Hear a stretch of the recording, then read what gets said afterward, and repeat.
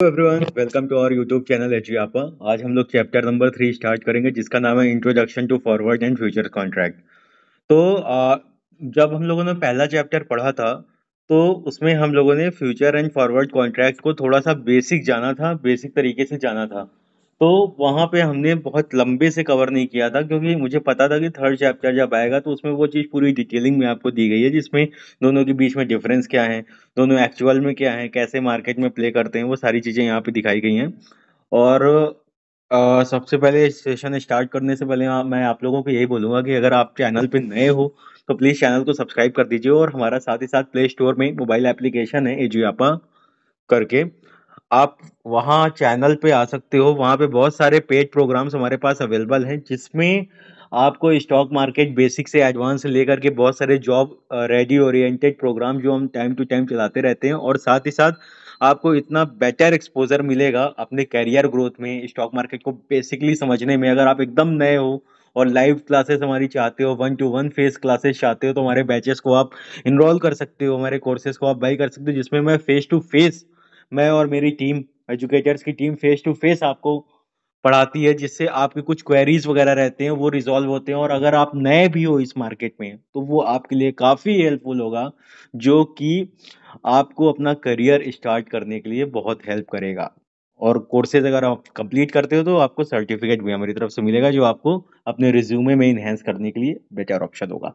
तो चलिए, अब टाइम वेस्ट नहीं करता हूँ आपका, मैं स्टार्ट करता हूँ introduction to forward contract and future. ठीक है, आगे बढ़ते हैं। What is the forward contract? जब मैंने हमारा पहले जब पहला चैप्टर था तो मैंने आप लोगों को बताया था कि फॉरवर्ड कॉन्ट्रैक्ट होता क्या है। फॉरवर्ड कॉन्ट्रैक्ट बेसिकली दो लोगों के बीच आपस में एक कॉन्ट्रैक्ट बन जाता है कि मैं आपको ये माल इस सर्टेन टाइम के बाद बेचूंगा, या कोई आपका बायर एग्रीमेंट कर लेता है कि आप इतने महीने बाद ये माल जब आपका पूरा तैयार हो जाएगा तो आप मुझे बेचोगे इस प्राइस पर, इस डेट पर, इतने रुपए में, वो सारी चीजें। और कितने किलो क्वांटिटी, वो सारी चीजें उस कॉन्ट्रैक्ट में डिफाइन होती हैं। तो ये जो कॉन्ट्रैक्ट होता है बेसिकली आपको समझना है कि फॉरवर्ड कॉन्ट्रैक्ट जो होता है वो किसी दो लोगों के बीच में, मतलब जैसे मिस्टर ए हैं और मिस्टर बी हैं, इन दोनों के बीच में एक एग्रीमेंट बनता है। ये किसी स्टॉक मार्केट में स्टैंडर्डाइज्ड फॉर्मेट में नहीं बनता है। स्टैंडर्डाइज्ड फॉर्मेट मतलब कि कोई ऐसा फॉर्मेट नहीं होता है कि जो सबके लिए कॉमन है। हम ए और बी अगर आपस में एग्रीमेंट कर रहे हैं तो वो कोई दूसरा एग्रीमेंट आपस में बना सकते हैं। बी और सी किसी के साथ एग्रीमेंट कर रहे हैं तो वो अपना आपस में अलग बना सकते हैं। मतलब हर पर्सन टू पर्सन वेरी करेगा, पर्सन टू पर्सन कस्टमाइज करेगा। तो इस तरीके के आपके जो कॉन्ट्रैक्ट होते हैं वो फॉरवर्ड कॉन्ट्रैक्ट होते हैं। ठीक है, तो यही चीज आपको बेसिक माइंड में रखना है कि अगर कोई हम लोग आपस में मिलके कोई कॉन्ट्रैक्ट करते हैं, ठीक है, वो स्टॉक मार्केट के हिसाब से नहीं होगा, उस पर कोई स्टॉक मार्केट का रेगुलेशन नहीं चलेगा। तो उस तरीके का जितना भी कॉन्ट्रैक्ट होगा जो हम अपने नॉर्मल लेवल पे करते हैं, दुकानों पे करते हैं, कोई इवेंट्स आते हैं तो आपस में कॉन्ट्रैक्ट करते हैं कि हम ये आपका होटल ये बुक कर रहे हैं इतने रुपए पे, इस तारीख को हमारा ये प्रोग्राम होगा, तो वो सारे जो कॉन्ट्रैक्ट होते हैं उन सबको हम लोग फॉरवर्ड कॉन्ट्रैक्ट बोल सकते हैं। ठीक है, forward contract is an agreement made directly between two parties to buy or sell an asset on the specific date in future at the term decided today। मतलब उसकी जो भी नियम कानून शर्तें, जैसे हम लोग आज किसी से बिजनेस करते हैं या किसी से कोई भी डील करते हैं तो कहते हैं ना कि हमारे देखिए, जैसे शादी का एक कोई इवेंट होना है, ठीक है, तो आज ही बात करोगे ना कि कितने प्लेट आपके लगेंगे, आपके कितने मेहमान आने वाले हैं, पर प्लेट क्या चार्ज होगा, कौन सी डेट होगी, ठीक है, और क्या क्या फैसिलिटीज आप हमें दोगे। तो इस तरीके से पूरा आप मैनेज करते हो, अपना कोई इवेंट प्लान करते हो। उसी तरीके से कॉन्ट्रैक्ट हो गया कि गेहूं का कॉन्ट्रैक्ट हो गया, गोल्ड का कॉन्ट्रैक्ट हो गया, कोई भी A to Z बहुत सारे बिजनेस होते हैं। तो कोई एक तरीके का बिजनेस होता नहीं है हमारे इंडिया में या पूरे वर्ल्ड वाइड। तो जैसा भी बिजनेस होगा उसका दो लोगों के बीच में अपना हर एक जो उसके टर्म्स होते हैं उसमें पूरा सब कुछ मेंशन होता है। तो वो जो भी चीज मेंशन की जाती है, जो भी चीज डिसाइड होती है, वो पेपर पर बैठ के पहले दिन ही डिसाइड हो जाता है कि आज बताओ सारी रिक्वायरमेंट। एक बंदा अपनी बताता है तो दूसरा बंदा उसका प्राइसिंग बताता है, और आज के आज डेट पे फाइनल हो जाता है कि ठीक है, अब लीजिए, या तो आप एडवांस लीजिए या तो सारा पैसा आप उस दिन बाद लीजिएगा। वो सारी चीजें उस एग्रीमेंट पे हम लोग अपने मतलब कि व्यवहार के हिसाब से, या मतलब कि अपने बिजनेस के अकॉर्डिंग हम लोग देख लेते हैं और वो कॉन्ट्रैक्ट बना लेते हैं। तो ये पूरा जो कॉन्ट्रैक्ट हुआ वो फॉरवर्ड कॉन्ट्रैक्ट हो गया। ऑन ए स्पेसिफिक डेट का मतलब यही था। At the term decided today, मतलब कि जो भी टर्म डिसाइड है वो आज की आज डिसाइड हो जाना चाहिए, ठीक है। Forwards are widely used in commodities, foreign exchange and equity and interest rate market. Forward contract जो है, जो कोई ब्रॉडली यूज होता है, कहाँ यूज होता है? कमोडिटीज में, फॉरेन एक्सचेंज में, इक्विटी में और इंटरेस्ट रेट मार्केट में। In other words, forward are bilateral, मतलब दोनों तरफ से। मतलब एक बंदा अकेले अब खुद ही खरीद बेच नहीं कर सकता, दो लोग चाहिए कम से कम इसके लिए, ठीक है। Forwards are bilateral over the counter transaction where the terms of contract such as price, quantity, quality, time, and place are negotiated between two parties to the contract. कब होना है, कैसे होना है, कितने प्राइस पे होना है, कितनी क्वांटिटी होनी है, क्या टाइम रहेगा, वो सारी चीजें उस कॉन्ट्रैक्ट में लिखा रहता है। Any alteration in the terms of contract is possible if both parties agree to it. आज कोई कॉन्ट्रैक्ट हमने एक दूसरे से बना लिया, अब कल को चेंज करना है तो मैं खुद चाहूं कि चेंज हो जाए, तो नहीं हो सकता ना। दोनों लोगों की पॉसिबिलिटी होनी चाहिए, दोनों लोग आपस में फिर से बैठो, कहो कि भैया मैंने इतना रुपया, इतना एस्टिमेशन किया था, बट इस एस्टिमेशन से ज्यादा या कम हो रहा है, अब आप बताओ कि अब क्या कर सकते हैं, बेस्ट ऑप्शन। तो दोनों को एग्री होना पड़ेगा, नहीं तो लीगल कॉन्सिक्वेंसेस आ सकते हैं जैसे कॉन्ट्रैक्ट में होते हैं। तो ये सारी चीजें आपके फॉरवर्ड कॉन्ट्रैक्ट में। अब आते हैं limitations of forwards. Liquidity risk. Liquidity risk का मतलब ये है कि दो लोगों ने आपस में कॉन्ट्रैक्ट किया, हो सकता है कि एक पार्टी एक टाइम बाद डिनाई कर दे कि भाई मैं तो कंगाल हो गया हूँ, मैं अब नहीं कर सकता। मतलब कि सपोज करिए कोई एग्रीमेंट हुआ, बोला कि मैं आपको इतने रुपए दूंगा, ये चीजें आपसे मैं खरीदूंगा, ये सब कुछ इस कॉन्ट्रैक्ट में डिसाइड होगा, लेकिन उसकी फाइनेंशियल कंडीशन आने वाले टाइम में गड़बड़ होगी, तो ऐसे कंडीशन में वो पैसा दे ही नहीं पाएगा। तो इस तरीके के जो रिस्क होते हैं उसे लिक्विडिटी रिस्क बोलते हैं। सीधा पढ़ लेते हैं, तो एग्जाम्पल से मैं इसलिए बता रहा हूँ कि वो जल्दी समझ में आएगा, लिखी हुई चीजें उतनी इजिली समझ में नहीं आती। Forwards are not listed in traded in stock exchange. वो स्टैंडर्डाइज नहीं है, स्टॉक एक्सचेंज में लिस्टेड नहीं है, तो लोग अपने अपने हिसाब से बनाते हैं। Which market is difficult for other market participant to easily access these contracts or contracting parties. The tailor-made contract and their non-availability in exchange creates liquidity in the contract. ये टेलर मेड मतलब कि अपनी सहूलियत के हिसाब से, अपनी सहूलियत के हिसाब से लोग अलग अलग तरीके से बना लेते हैं। टेलर मेड का कहने का मतलब यही है कि कस्टमाइज वे में होता है, कि सर किसी का चेंजेबल होता है। हमें ये सहूलियत लगी तो हमने ऐसा बना लिया, दूसरे को ये सहूलियत है, उसने अपना कॉन्ट्रैक्ट आपस में दूसरे तरीके से डिसाइड कर लिया। क्योंकि एग्जांपल मैं देता हूँ आपको, अगर आप सब्जी खरीदने जाते हैं तो आप 100 रुपए की सब्जी का बार्गेनिंग 90 रुपए कर सकते हैं। कोई एक और बंदा हो सकता है कि वो 100 रुपए की सब्जी 70 रुपए में ले, तो स्किल स्किल पे डेवलप करता है ना। तो वही चीज है कि टेलर मेड होता है, तो सबके कॉन्ट्रैक्ट अपने अलग अलग तरीके के हो सकते हैं। Counter party risk. Liquidity risk हो गया कि कोई पैसा देने से मना कर दिया, ये सारी चीज कर हो गई, ठीक है, पैसा हम नहीं दे पाएंगे। दूसरा counter party risk. Counter party risk मतलब दोनों में से किसी ने डिफॉल्ट कर दिया, गायब हो गया, डिफॉल्ट कर दिया, मना ही कर दिया, ठीक है। इस तरीके का जो रिस्क होता है उसको काउंटर पार्टी। लिक्विडिटी रिस्क मतलब पैसा देने से मना कर दिया, ठीक है, पैसा नहीं हो पाएगा, पैसा हम नहीं दे पाएंगे।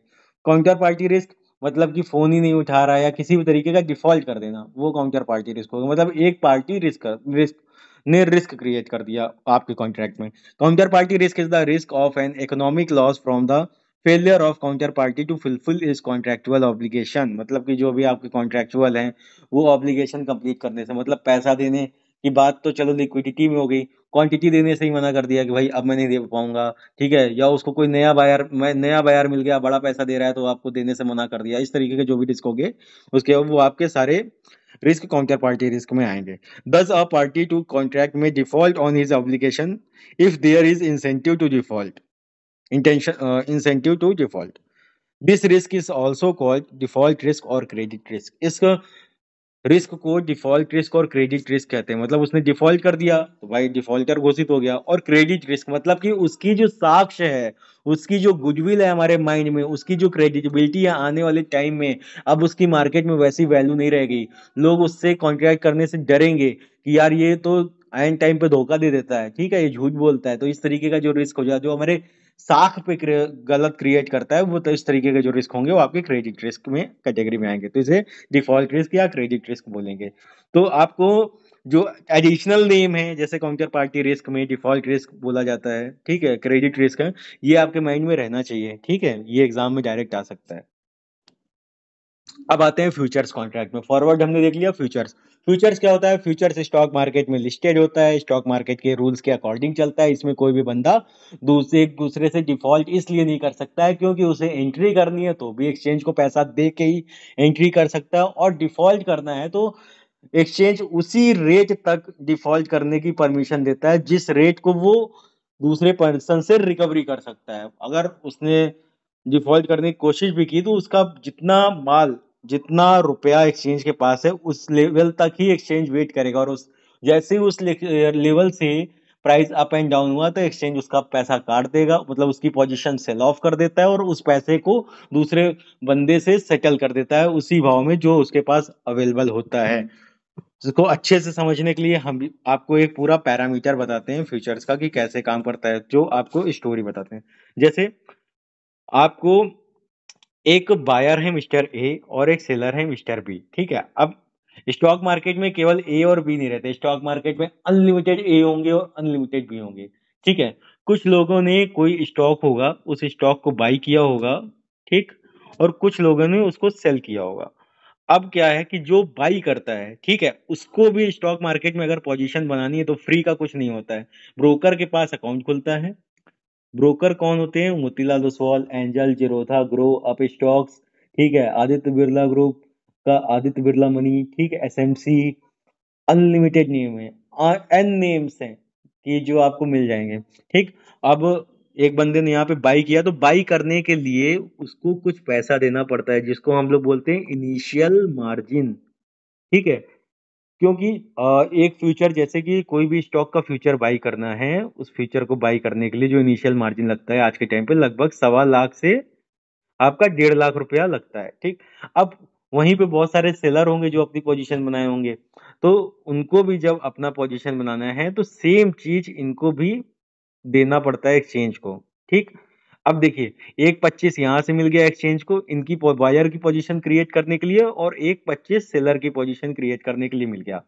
अब जब तक ब्रोकर के पास 1,25,000 रुपए की वैल्यू है, ठीक है, जब तक 1,25,000 रुपए की वैल्यू इनके साइड है और इनके साइड है, मतलब इनसे भी 1.25 लाख 1.5 लाख ले लिया, इनसे भी 1.25 लाख 1.5 लाख ले लिया है। अब क्या होता है कि अगर ये डिफॉल्ट भी करना चाहें, ठीक है, चलो ठीक है, हम फ्यूचर अब नहीं ऑब्लिगेट करेंगे, ठीक है, तो स्टॉक एक्सचेंज क्या करेगा? अगर इनकी सेल की पोजीशन और जो स्टॉक मार्केट में शेयर का प्राइस है उसका लॉस एक्सटेंड होते होते जैसे ही 1.25 लाख या 1,50,000 के पास में जाता है, तुरंत इनका जो पोजीशन है उसको कट कर देता है, खत्म। या तो आप और पैसा डालो अपनी पोजीशन को मेंटेन रखने के लिए, अदरवाइज हम आपका ये पोजीशन काट रहे हैं और बायर साइड पे ट्रांसफर कर रहे हैं, क्योंकि डिफॉल्ट हो जाएगा। क्योंकि अगर सेम पैसा आपके पास अब नहीं रहेगा तो या तो पैसे को आप मेंटेन करो, अगर आपका 1.25 लाख का एक्सटेंड हो रहा है लॉस, तो तुरंत आप 1.25 लाख रुपए और डाल दो जो इनिशियल मार्जिन के नाम पे, मतलब इनिशियल मार्जिन जैसे ही कम होगी, ठीक है, उसको M2M बोलते हैं, मार्क टू मार्केट, अभी आगे पढ़ेंगे। इनिशियल मार्जिन जैसे ही कम होगी उतनी डिमांड आ जाएगी, आप डिमांड को फुलफिल करोगे तो ठीक है, हम आपको सेव कर देंगे, तो आपको मौका देंगे। अगर आप जैसे ही वो करोगे तो हम आपकी पोजीशन तुरंत के तुरंत मार्केट में बेच देंगे, क्योंकि आपका पैसा कम होगा तो सामने वाले का रिस्क बढ़ेगा और सेटल मुझे करना है, ठीक है। मैं मीडिएटर की तरह से, स्टॉक एक्सचेंज मीडिएटर की तरह काम कर रहा है कि पैसा आपसे कम हुआ, ठीक है, तो आपको तुरंत वो पैसा मेंटेन करना है, अदरवाइज हम वो पोजीशन काट देंगे और काटने के बाद सेटल करके हम दूसरे बंदे को उस पैसा, जो प्रॉफिटेबल पर्सन है, जो अगर तुम्हें लॉस हुआ है जितने का तो किसी ना किसी को प्रॉफिट हुआ होगा तो प्रॉफिट से जो बेट कर देंगे और आपकी पोजीशन को एग्जिट कर देंगे। तो डिफॉल्ट करने का चांस ही नहीं है, क्योंकि 1.25 लाख रुपए तक का पैसा स्टॉक मार्केट के पास है। जैसे ही एक्सटेंड होगा वो लॉस वहां तक एक्सटेंड होके आएगा, वैसे ही पोजीशन एक्सीड हो जाएगी, तो मतलब निगेटिव में जाने का सवाल ही नहीं है, डिफॉल्ट करने का सवाल ही नहीं है। क्योंकि डिफॉल्ट तभी होगा जब पैसा ना हो, क्योंकि यहाँ पे 1.25 लाख तो आपने इनिशियल दिया ना, तो वो जब्त कर लेंगे। अगर आपने कोई डिफॉल्ट किया, कोई दिक्कत की तो जब्त कर लेंगे सब। जैसे सपोज करिए एग्जांपल, आपने सुनार के पास अपना पैसा, अपना गोल्ड गिरवी रखा, ठीक है, और उससे कुछ ना कुछ पैसा ले लिया, लोन ले लिया। अब अगर आप उसे नहीं देते हो पैसा तो वो क्या करेगा? उसके पास जो चीज अवेलेबल है उसको फटाक से बेच देगा ना अपनी रिकवरी करने के लिए। इसी तरह एक्सचेंज है कि वो आपकी पोजीशन तुरंत काट देगा। अब वो प्रॉफिट में और लॉस में उसको कोई मतलब नहीं है, उसे उस पैसे की डिमांड है। क्योंकि अगर आपको लॉस हो रहा है तो सामने वाले बंदे को प्रॉफिट हो रहा है, तो उसके प्रॉफिट को किसी लॉस से एडजस्ट करना ही है। तो ये केवल मिस्टर बी के साथ नहीं, जितने भी मिस्टर बी हैं एन नंबर्स ऑफ, अगर तो सबको लॉस होगा और वो सबका लॉस किसी के प्रॉफिट में पोस्ट होगा और उन्हें वो M2M मेंटेन करना होगा। वो जो लॉस हुआ है शाम को उनको वो पैसा वापस भरना होगा। अगर वो नहीं भरते हैं अपनी पोजीशन के लिए तो वो पोजीशन एग्जिट कर दी जाती है, ठीक है, स्टॉक मार्केट से काट दी जाती है। फिर फाइनल सेटल करने पे जो भी लॉस और प्रॉफिट का फिगर होता है वो सेटल करने के बाद अगर आपका पैसा बच रहा है कि ठीक है आपका सेटल हो गया, आपको 1.25 लाख में से इतना लॉस के बाद आप ही का पैसा बनता है तो वो आपको पैसा वापस कर दिया जाएगा। अदरवाइज जितना लॉस एक्सटेंड है, लॉस का बराबरी करेंगे, रिकवरी करेंगे, क्योंकि आपके लॉस जो होगा किसी ना किसी का प्रॉफिट होगा तो उसको पैसा देना भी है, वो सेटल करेंगे और जो भी रिमेनिंग अमाउंट है वो आपको वापस कर देंगे और मार्केट से एग्जिट हो जाएगी आपकी पोजीशन। ये होता है फ्यूचर कॉन्ट्रैक्ट, ठीक। अब पढ़ते हैं, बहुत से सारे बड़े कॉन्सेप्ट यहाँ पे दे दिए। हालांकि ये डेमो वीडियोस हैं तो यहाँ पे मैं आपको बहुत चीजें नहीं बता पा रहा हूँ। तो अगर आप हमारे लाइव क्लासेस करेंगे तो उसमें मैं आप लोगों को टर्मिनल बताऊंगा, उनमें चीजों को बताऊंगा, इतनी डिटेलिंग में बताऊंगा कि आपको मजा आ जाएगा उसमें, क्लास कॉन्सेप्ट वो पूरा। ठीक है, तो फ्यूचर को पढ़ते हैं। Future markets were involve to overcome the limitations of forward. ठीक है, इनके जो कॉमन लिमिटेशंस थे कि काउंटर पार्टी डिफॉल्ट हो जाता है और लिक्विडिटी आ जाती है, इन सबको लिमिटेशंस को दूर करने के लिए बनाया गया forward. A future contract is an agreement made through an organized exchange to buy or sell a fixed amount of commodity or a financial asset on a future date at the agreed price। क्योंकि future के जो भी date होते हैं वो पहले से decided होते हैं, last Thursday of the month. ठीक। Simply future are standardised forward contract that are traded on an exchange. तो मतलब क्या क्या चीजें होती हैं स्टैंडर्ड में, वो आपके ऑप्शनल आ सकता है, मैं बता देता हूँ। एक सर्टेन आपकी डेट होती है, ठीक, एक्सपायरी की, एक्सपायरी डेट होती है, ठीक। दूसरा क्या होता है, इनिशियल मार्जिन देना होता है। अभी इनिशियल मार्जिन हमने यहीं पे बता दिया तो आगे ज्यादा टाइम नहीं लूंगा। तीसरी क्या चीज होती है कि आपका एक इनिशियल मार्जिन देना पड़ता है, एक सर्टेन डेट ऑफ एक्सपायरी होती है और स्टैंडर्डाइज्ड फॉर्मेट होता है। सो स्टैंडर्डाइज्ड फॉर्मेट होता है, मतलब कि मिस्टर ए बाई करना चाह रहे हैं तो 500 क्वांटिटी ही बाई कर सकते हैं या सेल कर सकते हैं, और मिस्टर बी बाई सेल करना चाहते हैं तो कौन सा 500 क्वांटिटी ही होगी अगर वो एक पार्टिकुलर कोई स्टॉक या कोई फ्यूचर है। ये नहीं कि कोई 100 कर सकता है कोई 200 करता है, जो एक के लिए वो सबके लिए सेम है, तो इसीलिए बोलेंगे स्टैंडर्डाइज्ड होगा। ठीक है। और दूसरा क्या है, स्टॉक मार्केट में लिस्टेड होता है, मतलब ये स्टॉक मार्केट में ही ट्रेड होता है इसीलिए। तो ये चीज आपको क्लियर होनी चाहिए, ठीक है, तो ये आप समझ जाएंगे तो बहुत इजी हो जाएगा आपके लिए। और फ्यूचर और फॉरवर्ड में यही डिफरेंस है, ठीक है। Features of future market, contract between parties to exchange on a centralised trading platform that is exchange. Stock exchange में होता है, सेंट्रलाइज्ड प्लेटफॉर्म दिया गया है। Price discovery through the free interaction of buyer and seller, मतलब बहुत सारे an number of buyer हैं, एन नंबर ऑफ सेलर्स हैं, तो जब आपस में बाई सेल होता है तो नया प्राइस या तो लो मारता है या बढ़ता है, तो उसी को बोलते हैं आपका price discovery. Margins are payable by both the parties, जो मैंने इनिशियल मार्जिन के बारे में बात की कि दोनों पार्टीज को देना पड़ेगा, बाई करने वाले को और सेल करने वाले को। Quality and quantity decided today, मतलब आज ही जो स्टैंडर्डाइज बताया कि ए और बी सबके लिए पहले डिसाइड होता है, तो वो सारी चीजें आपकी फ्यूचर कॉन्ट्रैक्ट में है। कुछ ऐसे वर्ड्स हैं, कुछ ऐसे टेक्निकल टर्म्स हैं जो बोले जाते हैं, जैसे डॉक्टर्स वगैरह यूज करते हैं ना मेडिसिन के लिए, बीमारियों के लिए टर्म्स, तो उसी तरीके से स्टॉक मार्केट के भी बहुत सारे टर्म्स हैं जो हम लोग यहाँ पे यूज करते हैं। इस लैंग्वेज को ही हम स्टॉक मार्केट की लैंग्वेज में यूज करते हैं, तो वो टर्म्स क्या क्या हैं ये जानते हैं।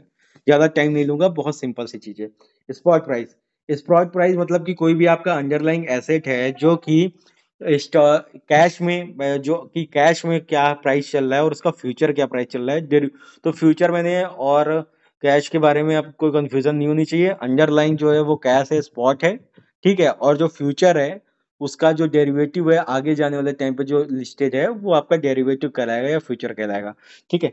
तो आपका जो कैश का जो प्राइस है वो आपका स्पॉट प्राइस होता है। जैसे आईटीसी का जो शेयर है, ठीक है, वो अगर 510 रुपया चल रहा है एग्जाम्पल, ठीक है, वो स्पॉट में शेयर का जो भाव चल रहा है इक्विटी में 510 रुपया चल रहा है, तो हो सकता है कि आईटीसी का जो फ्यूचर है वो आपका अगले महीने का या इसी महीने के लास्ट में जो फ्यूचर है वो हो सकता है 515 रुपया चल रहा हो। ठीक है, ये डिफरेंस होता है। तो ये वाला जो प्राइस है ये आपका स्पॉट प्राइस है, और ये आपका जो है ये आपका फ्यूचर प्राइस है। ठीक है, जब टर्मिनल कभी खोलेंगे लाइव क्लासेस में तो वहां पे मैं आपको दोनों दिखाऊंगा।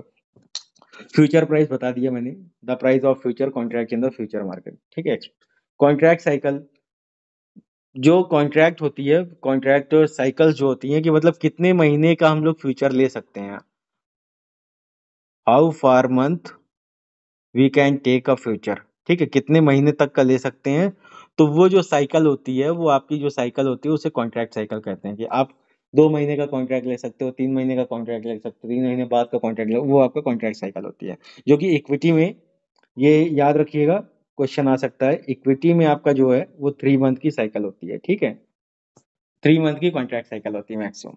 एक्सपायरी डेट, जिस दिन वो कॉन्ट्रैक्ट एक्सपायर होता है, जिस डे डेरिवेटिव कॉन्ट्रैक्ट एक्सपायर होता है, जहां पे आपको कंप्लीट करना ही करना है, नहीं तो अपने आप एक्सचेंज उस सौदे को काट देगा, वो आपका एक्सपायरी डेट कहलाता है। टिकट साइज या टिक साइज, टिक साइज मतलब कि मैक्सिमम मूवमेंट, सॉरी,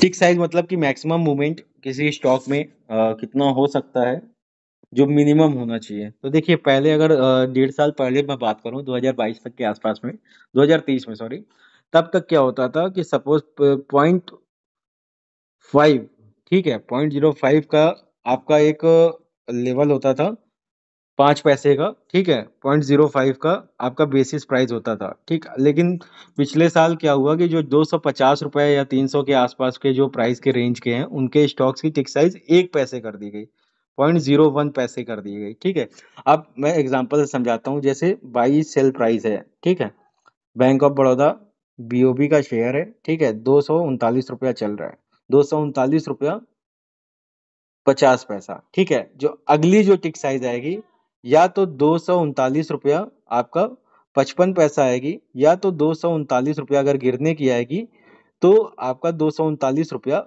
45 पैसा आएगी। ठीक है, पहले ये होता था जब फिक्स था 0.05, मतलब 5 पैसे का टिक साइज था।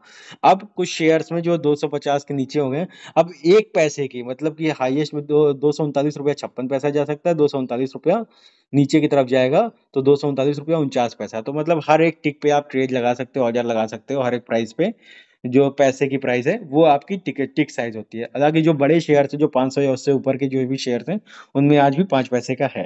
तो अगर ये एग्जाम्पल आएगा तो ध्यान रखिएगा कि जो मैंने आपको बताया इसी को बोलते हैं टिक साइज, कि कितना मैक्सिमम मूवमेंट एक्सचेंज में जो है वो एक बार में करेगा, मिनिमम मिनिमम कितना मूवमेंट करेगा, तो ये चीज है। It is the minimum move allowed in the price of quotation, exchange decided the tick size on the traded contract as part of contract specialization. Okay, अब contract size and contract value. Future contract are traded in lots and arrive the contract value. We have the multiply the price with the contract multiplier और lot size और contract size. जो ये आपका exchange decide करता है, time to time कभी price बढ़ जाता है किसी स्टॉक का तो उनके जो लॉट साइज है, मतलब की क्वांटिटी है, वो कम कर दी जाती है। तो ये आपका एक्सचेंज ही डिसाइड करता है।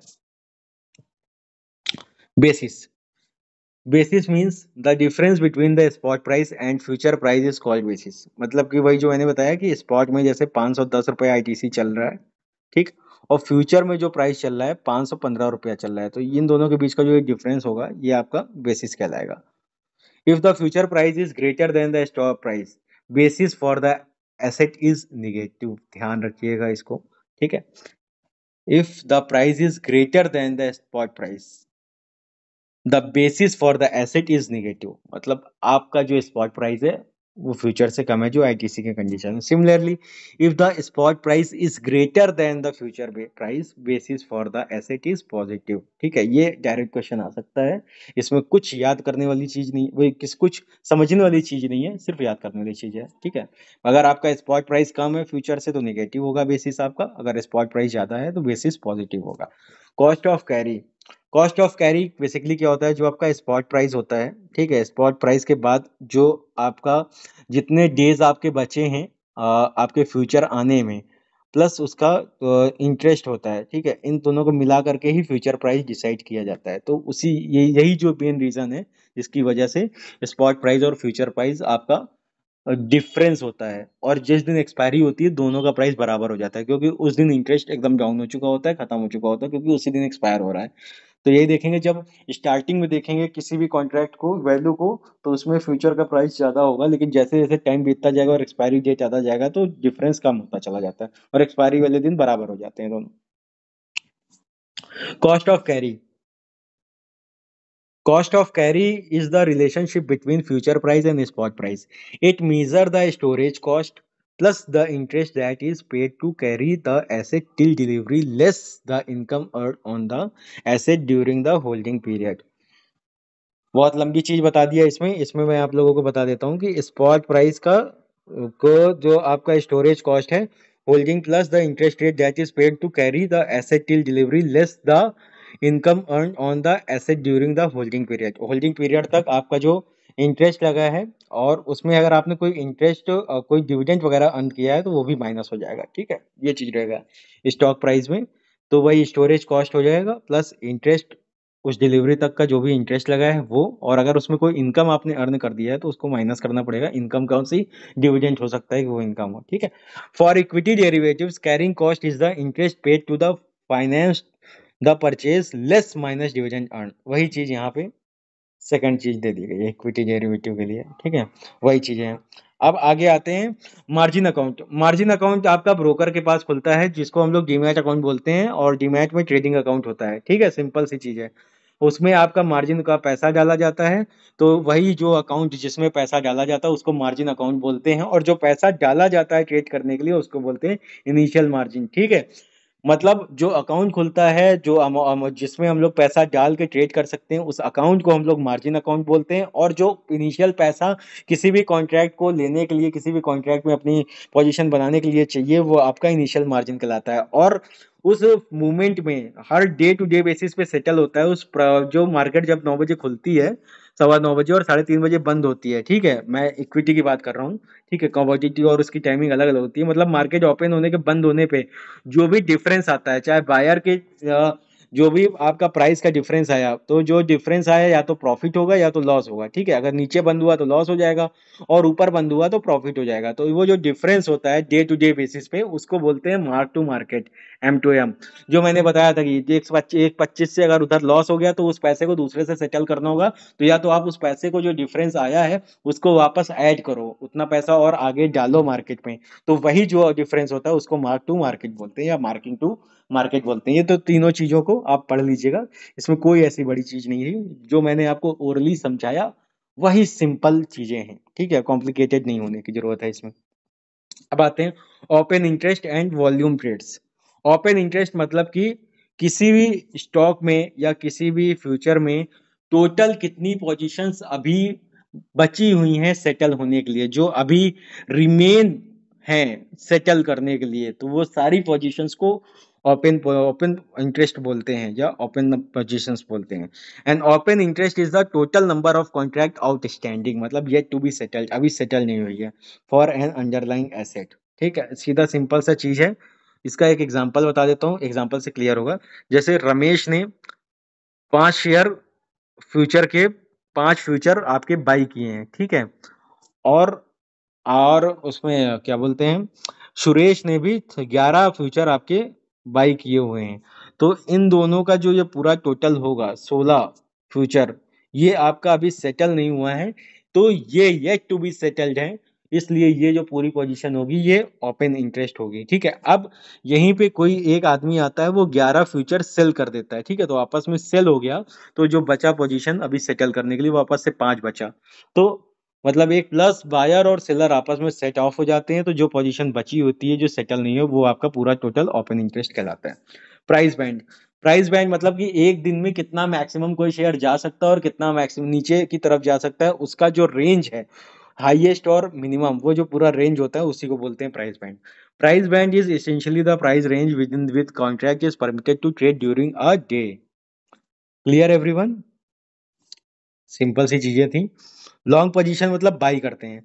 अगर हम किसी पोजीशन को बाई करते हैं, फ्यूचर में कभी बाई करते हैं तो उसको लॉन्ग पोजीशन बोलते हैं, और हम किसी पोजीशन को सेल करते हैं शॉर्ट, उसको हम लोग इनके टर्म्स में, क्योंकि मैं यहाँ पे टेक्निकल टर्म्स ही बता रहा हूँ, तो उसको हम लोग शॉर्ट बोलते हैं। मतलब यहाँ पे बाई बाई हम लोग नहीं चिल्लाएंगे, अगर मार्केट में जब आ जाएंगे हम लोग बोलेंगे लॉन्ग करो पोजीशन को, शॉर्ट करो पोजीशन को। मतलब लॉन्ग करने का मतलब है कि आप बाई करके चल रहे हो फ्यूचर के कॉन्ट्रैक्ट को, शॉर्ट करने का मतलब है आप उसे सेल करके चल रहे हो। ठीक है। ओपन पोजीशन, ओपन पोजीशन मतलब outstanding either long or short position, मतलब कि दोनों में से कोई भी पोजीशन अगर आपकी ओपन है, ठीक है, आप नहीं बोलना चाह रहे हो कि जैसे किसी से क्वेश्चन पूछा कि भाई कौन सी पोजीशन ओपन है, तो दूसरा बंदा बोलेगा सर एक लॉन्ग पोजीशन ओपन है इस क्लाइंट की, एक शॉर्ट पोजीशन ओपन है, मतलब वो समझ जाएगा। तो ओपन पोजीशन मतलब टोटल कितनी पोजीशन अभी ओपन है जो सेटल नहीं हुई है, वही ओपन पोजीशन हो गई। ठीक है। तो कंफ्यूज नहीं हो जाएगा ओपन इंटरेस्ट और इससे, मतलब यहाँ टर्मिनोलॉजी में बोल रहा हूँ। ओपन पोजीशन मतलब कि अगर आपकी कोई पोजीशन अभी बाई में चल रही है, ठीक है, या सेल में चल रही है जिसको आपने सेटल नहीं किया है, आपकी पोजीशन टोटल नहीं, आपकी पोजीशन, तो वो बोली जाएगी ओपन पोजीशन। और अ, आपकी शॉर्ट पोजीशन, लॉन्ग पोजीशन, ठीक है, वो तीनों चीजें यहाँ पे क्लियर हो जानी चाहिए आपको। Naked and calendar spread position, naked position मतलब कि आपके पास 100 शेयर आईटीसी बाई नहीं है, लेकिन आपने स्पेकुलेशन करने के लिए इसका फ्यूचर या तो बाई कर लिया है या सेल कर लिया है, कुछ प्राइस के मूवमेंट पे बाई या की प्रॉफिट कमाने के लिए। ठीक है, आपके पास उसकी फिजिकल में कोई भी पोजीशन नहीं है कैश में, इस तरीके के पोजीशन को नेकेड पोजीशन, मतलब कि आपके पास कोई पोजीशन नहीं है, नेकेड है, खाली है, ठीक है, वो पोजीशन आपका स्पेकुलेटर जो भी होते हैं, जो मैंने स्पेकुलेशन पढ़ाया था, स्पेकुलेटर जो सट्टा करते हैं वो लोग नेकेड पोजीशन लेकर के चलते हैं। और कैलेंडर स्प्रेड क्या होता है कि ये एग्जाम में क्वेश्चन का आता है आपका, कैलेंडर स्प्रेड मतलब कि सेम अंडरलाइन, मतलब कि कोई भी सेम स्टॉक आपने बाई किया है, same underline but different maturity, मतलब अलग अलग मेच्योरिटी का, किसी जनवरी का फ्यूचर ले लिया है और फरवरी का फ्यूचर ले लिया है, तो अलग अलग फ्यूचर आपने ले लिया है। तो ये जो आपकी पोजीशन होती है इसे कैलेंडर स्प्रेड पोजीशन कहते हैं। ये दोनों अलग अलग चीजें हैं, ठीक है, जिनको इसी में डाल दिया है। Naked position in the future of the market simply means a long or short position in any future contract without having any position in the underlying asset. Calendar spread position is a combination of two positions in the future on the same underlying long and one maturity contract and short on the different maturity contract. Opening a position, आप कोई position लेते हो, ठीक है, अगर कोई position लेते हो, बाई करते हो या सेल करते हो, तो मतलब कोई पोजीशन आप ओपन कर रहे हो, ठीक है, इसी को बोलेंगे, इस टर्म को बोलेंगे opening. Opening a position means either buying or selling a contract which increase the client open position that long or short, वो दोनों तरीके से आप कर सकते हो। क्लोजिंग अ पोजीशन मतलब कि आप अपनी पोजीशन को बंद कर रहे हो, मतलब कि अगर आपने बाई किया तो आप उसको सेल करके खत्म कर रहे हो अपनी पोजीशन, या आपने सेल किया तो बाई करके उसे खत्म कर रहे हो। Closing a position means either buying or selling a contract, which essentially result on reduction of client open position, long या short. A client said to be closed a position. तो अगर ओपन पोजीशन बेच दोगे तो आपने कहा कि position मैंने क्लोज कर दी, ठीक है। तो ये टर्मिनोलॉजीज जो यूज होती हैं। Cash and carry model, cash and carry model for future pricing, cash and carry model is also known as non arbitrage model, ठीक है। This model assumes that in the efficient market arbitrage opportunity cannot exist। ये जो है आपका, ये मान्यता है cash and carry model में कि आर्बिट्रेज फैसिलिटी अगर आप मतलब कि पॉसिबल नहीं है, एग्जिट नहीं है, तो ऐसे कंडीशन में, in other words the moment there is an opportunity to make money in the market due to mispricing in the asset price and its replicas, arbitrage will restart trading to profit from these mispricing and thereby eliminating these opportunities. This trading continues until the price are aligned across the product market for the replicating asset। ये cash and carry model simple क्या है कि जैसे 510 रुपये ITC में बार बार बताते चल रहा हूँ, ठीक है, और 515 रुपये आईटीसी फ्यूचर में है। तो ये जो 5 रुपए का गैप है, ये भी तो अल्टीमेटली बड़े लॉट में काम करें तो प्रॉफिट में कन्वर्ट हो सकता है, बेच के चलें और इस प्रीमियम को अगर हम कंप्लीट कर लें, तो ये आपका जो 5 रुपए का गैप है ये हमारा प्रॉफिट हो सकता है।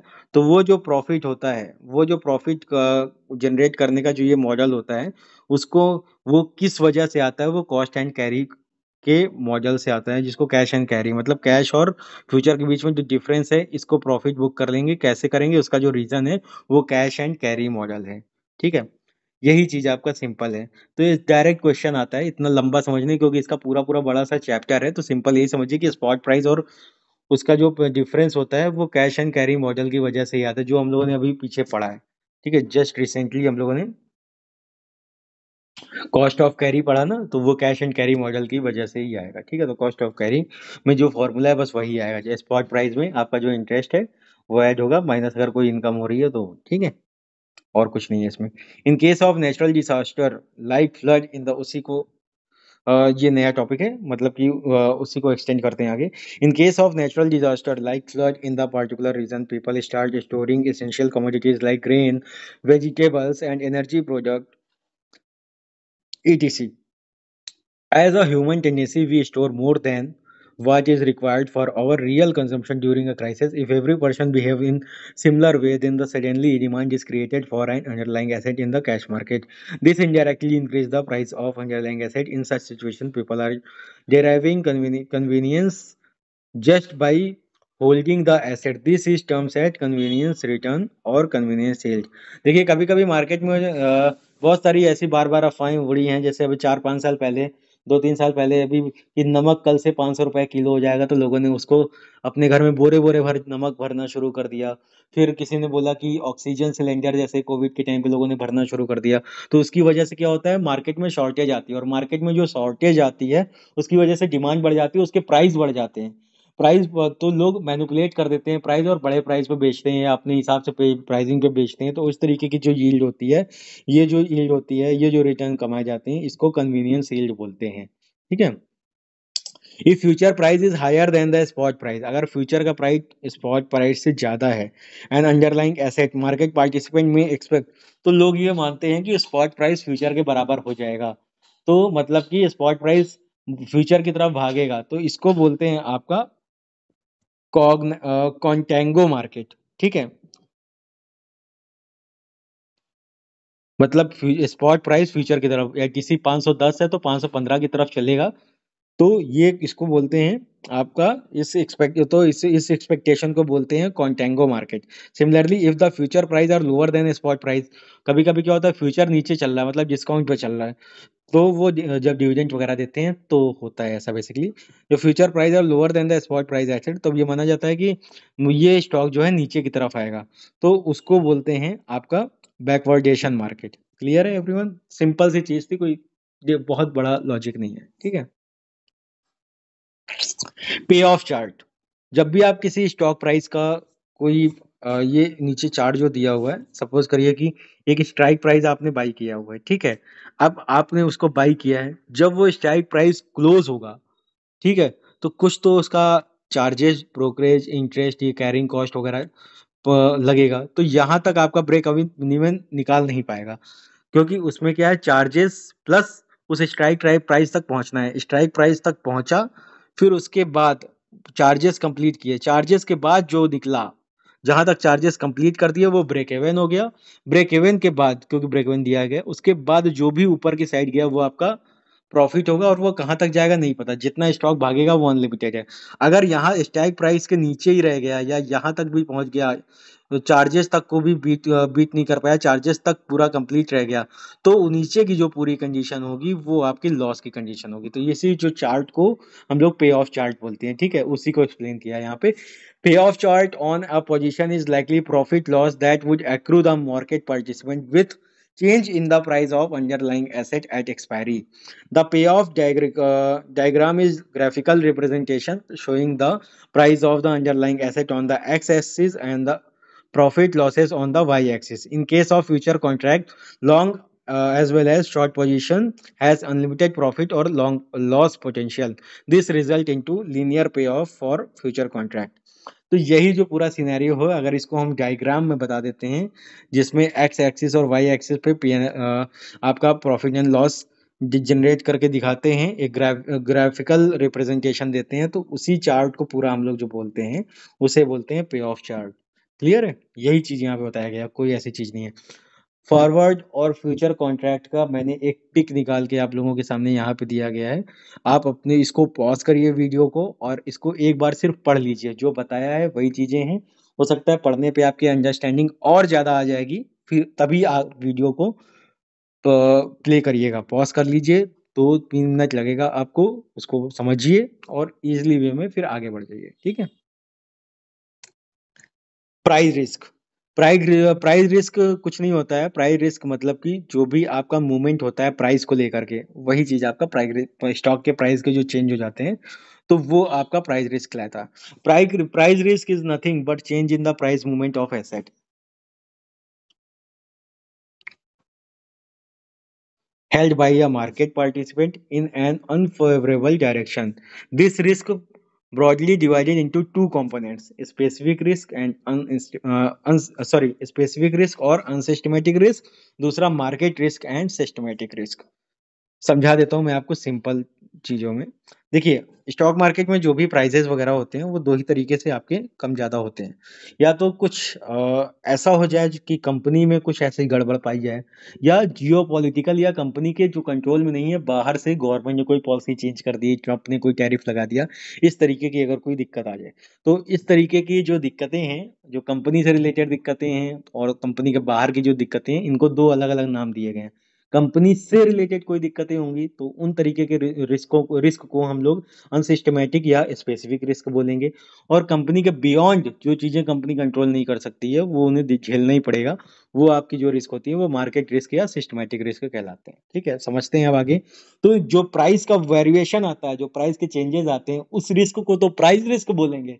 लेकिन वो चेंजेस किस वजह से आते हैं, वो दो तरीके होते हैं। किसको कंट्री के कंट्रोल में है, अगर कंट्री की वजह, अरे कंपनी की वजह से है, कंपनी के कंट्रोल में है, उसकी वजह से, उसके एम्प्लॉयमेंट की वजह से, उसमें कोई चेंजेस नहीं कर पाया, उसकी रिस्क की वजह से अगर कोई दिक्कत है, तो वो आपका अनसिस्टमेटिक रिस्क कहलाएगा या स्पेसिफिक रिस्क कहलाएगा।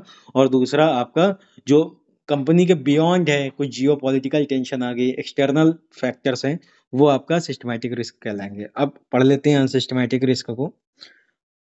Specific risk or unsystematic risk is the component of the price risk that is unique to particular event of the company and industry। मतलब उस कंपनी में स्ट्राइक पड़ गई, ठीक है, उस कंपनी में स्ट्राइक पड़ गई, ठीक है, उस कंपनी का जो मटेरियल है कहीं से आ रहा था, वो अब वो कंपनी उस कॉस्ट पे काम नहीं कर पा रही है, उसका प्राइस बढ़ा रही है, मार्केट में कंपनी का प्रोडक्ट बिक नहीं रहा है, इस तरीके के जो भी रिस्क हैं, ये सारे जो कंपनी स्पेसिफिक रिस्क हैं, ये आपके अनसिस्टमेटिक रिस्क या स्पेसिफिक रिस्क होंगे।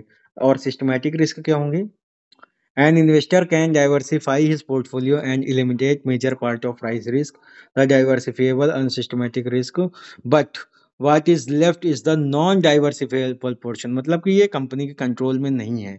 और the market risk called systematic risk, क्योंकि ये कंपनी के कंट्रोल में नहीं है, क्यों मार्केट के कंट्रोल में है। मार्केट उसे हिला सकता है कि कहीं रशिया और यूक्रेन में वॉर हो गया, यूएस ने टैरिफ लगा दिया, चाइना ने कोई नई पॉलिसी बना दी, इन सब तरीकों की वजह से उस कंपनी पे जो इम्पैक्ट आ गया, जो उस कंपनी के अपने कंट्रोल में नहीं है, उसे वो झेलना ही पड़ेगा। उस तरीके के जो भी रिस्क होते हैं वो आपके सिस्टमैटिक रिस्क कहलाते हैं।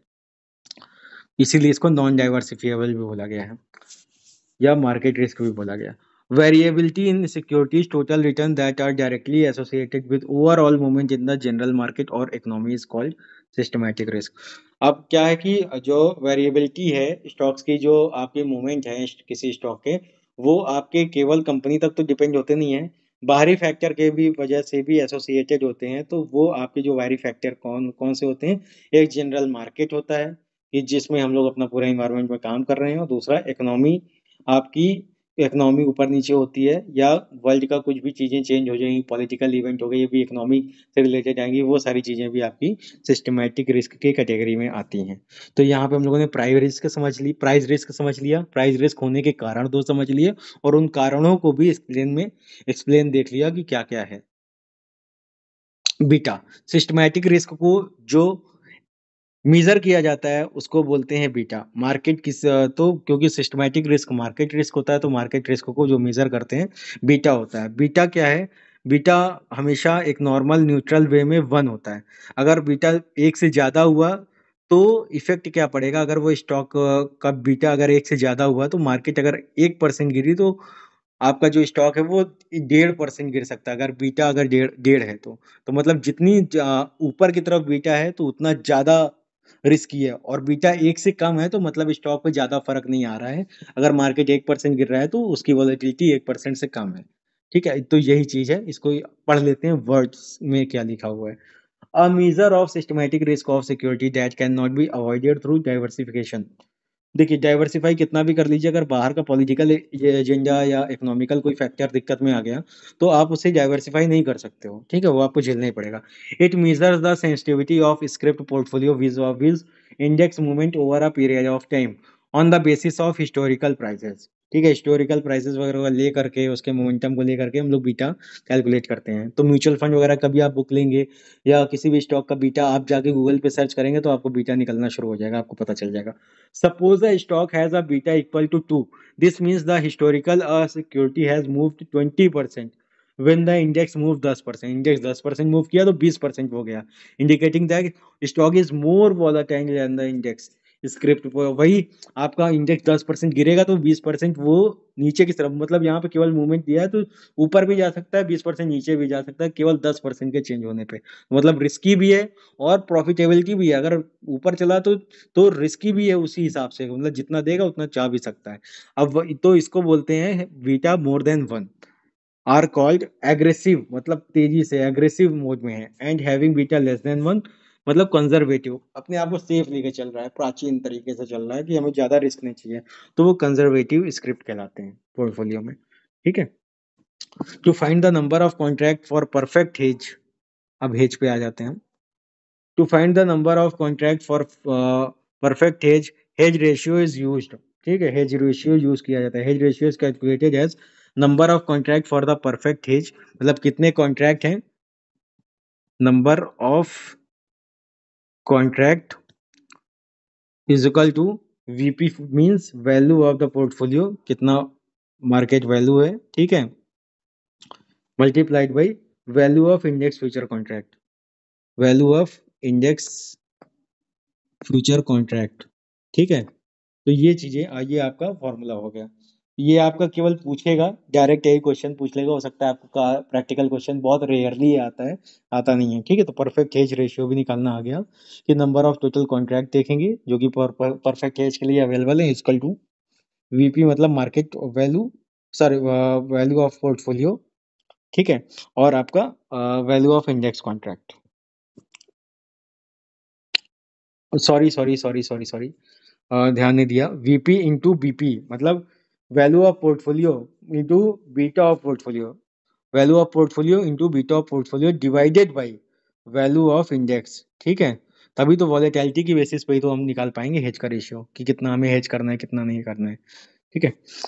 अब हेज कितने तरीके के होते हैं फटाक से देख लेते हैं, ठीक है। लॉन्ग हेज, लॉन्ग हेज मतलब कि आपका जो फ्यूचर का पोजीशन है वो आप लॉन्ग करके चल रहे हो, और कैश में आपने स्पॉट प्राइस मतलब आपने जो स्पॉट प्राइस है उसको शॉर्ट कर दिया है, मतलब शॉर्ट का नाम अब क्या बोलेंगे हम लोग, सेल करके चल चल चल रहे हैं। अभी रिसेंटली पहले पढ़ा ना, स्पॉट में आपने सेल कर दिया है, ठीक।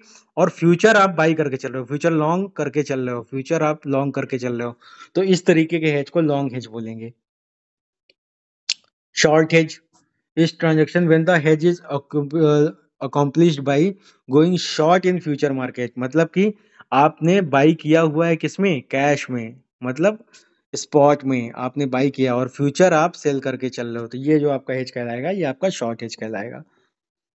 तीसरा क्रॉस हेज, अगर वो अंडरलाइंग एसेट अवेलेबल नहीं है मार्केट में तो आप उससे रिलेटेड, जैसे कुछ ऑटो का स्टॉक अगर लेने, जैसे ओला इलेक्ट्रिक, उसका फ्यूचर अवेलेबल नहीं है मार्केट में, लेकिन उसके पैरेलल में कोई दूसरा इलेक्ट्रिक व्हीकल सेम तरीके का एसेट है जो कि आप हेज करना चाहते हो, तो उसके पैरेलल उसकी कंडीशंस को मीट करता हुआ कोई दूसरा उसी सेक्टर का आप सेल पोजीशन या बाई पोजीशन बनाओगे, वो आपका जो हेज कहलाएगा।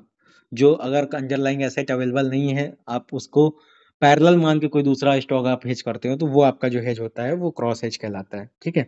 When future contract on the asset is not available, market participant look forward into asset that is closely associated with their underlying and trades in the future market of that closely associated asset for hedging purpose. They may trade in future in the asset to protect the value of their asset in cash market. This is called cross hedge, ठीक है। जो बताया उससे कुछ difference नहीं था, इसलिए वही चीजें थी, ठीक है। क्लियर हो गया आप सभी को। अभी 2 स्लाइड और बची है हमारी। हेज कॉन्ट्रैक्ट मंथ, हेज जो contract month is the maturity month of the contract through which we hedge our position, मतलब कि जिस मंथ का हम करते हैं, ठीक है, सपोज करिए 2 महीने बाद का, अगर हम लोगों ने 2 मंथ के बाद का हम लोगों ने कोई कॉन्ट्रैक्ट किया है, तो वो जो कॉन्ट्रैक्ट मंथ होगा वो आपका हेज कॉन्ट्रैक्ट मंथ कहलाएगा। ठीक है, अभी जैसे सपोज करिए सितंबर चल रहा है, आपने दिसंबर का फ्यूचर हेज किया है, तो आपका जो हेज कॉन्ट्रैक्ट मंथ कहलाएगा वो दिसंबर कहलाएगा। ठीक है, arbitrage opportunities in future market. Arbitrage क्या होता है, किसी दो अलग अलग जगह, सॉरी,